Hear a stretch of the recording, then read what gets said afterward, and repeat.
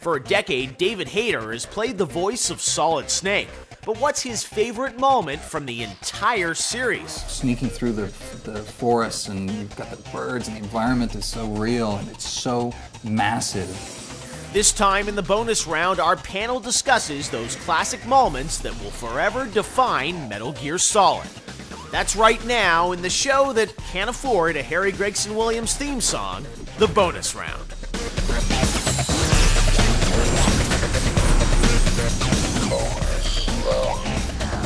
Welcome back to the bonus round and our special edition on Metal Gear Solid 4 Guns of the Patriots. My all-star panel continues its discussion now of the game, which is coming out in just a couple of weeks. And joining me is then Guy Croal from Newsweek, David Hayter, the voice of Snake, and Rob Smith, the editor of Official PlayStation Magazine. All right, let's talk about the history of the Metal Gear Solid franchise here in the Metal Gear series. And Guy, out of all the games, which is the one that's resonated the most for you?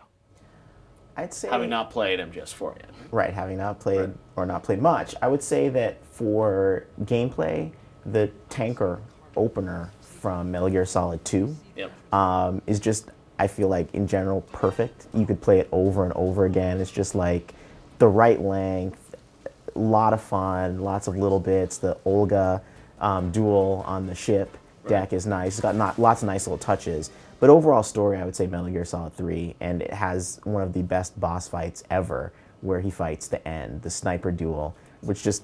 That's my favorite. He took my answer. I love that. That's the one, Hayter? I love that. Well, you were saying about the appeal of, say, flat-out action Halo 3 versus stealth action, and I really like sort of a Zen gaming experience, and that sequence where he takes on the end, we were just talking about it just before we started.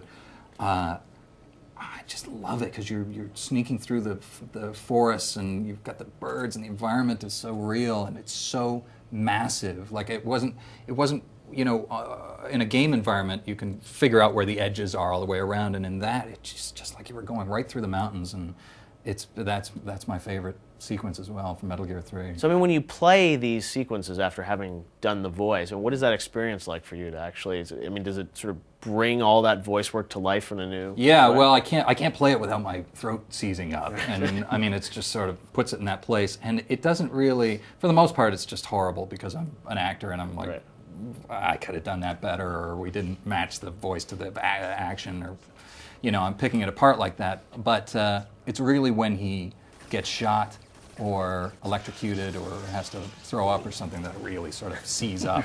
I'll get shot, and by surprise you'll hear Snake go like that, and it'll surprise me because it's clearly me, and I play with the the Bose headphones, and so it's a strange experience certainly, but pretty cool nonetheless.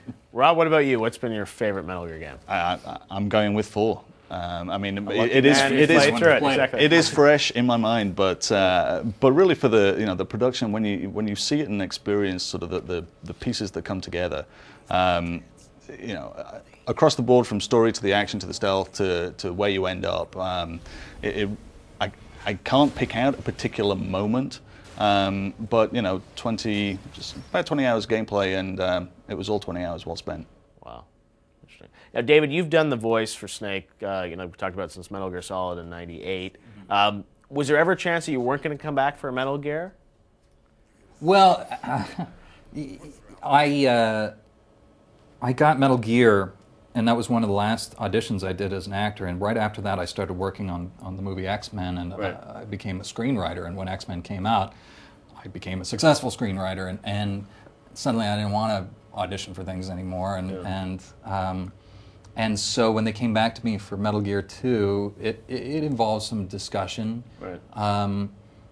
Not because I didn't want to do it. I did want to do it. I really love the character and I love the games, but I had less time. It's a pretty intense, this isn't stepping into a studio for 3 hours. No, it's weeks and weeks, or sometimes months and months of work, and literally every time we've done a Metal Gear, I've been working on 2 different films at the same time, and so it's pretty intense.